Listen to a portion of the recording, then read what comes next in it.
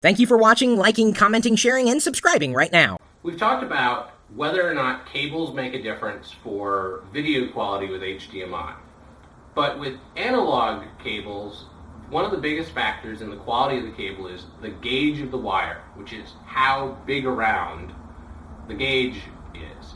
And basically it works under the same system as shotguns and cannons. Gauge is a size for how many balls fit in a given diameter.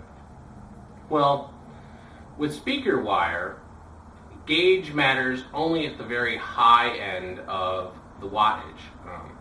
Basically, you're not going to hear the difference in a speaker wire until you get to the point that the cable's no longer capable of pushing that amount of power across it.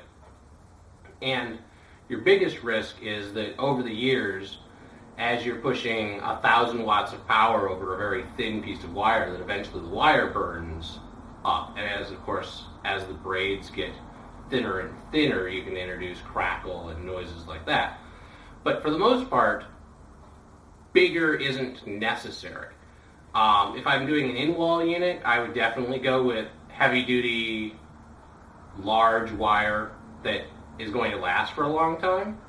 But if you're just running a run from your amplifier to your speakers and you're going to push maybe 200 watts across it, the lamp cord size, it's the same size as most lamp cords, electrical cords, will be fine. You don't need the monster stuff that's the size of my pinky around, and you certainly don't need the stuff that's as big as my thumb that they use at concert venues.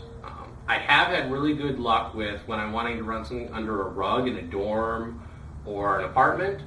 The Monster makes a flat cable, and it is awfully heavy gauge, but it's very flat, so it's kind of nice because it doesn't kick around, and it lays nicely, and it doesn't snag on things. So that's a case where you might go with a heavier gauge than you need, but for the most part, it doesn't really matter. And the other thing that's a little weird about gauge is that 1 gauge is huge, and 22 gauge is small, so it works backwards because it's the number of balls that would fit in a given diameter.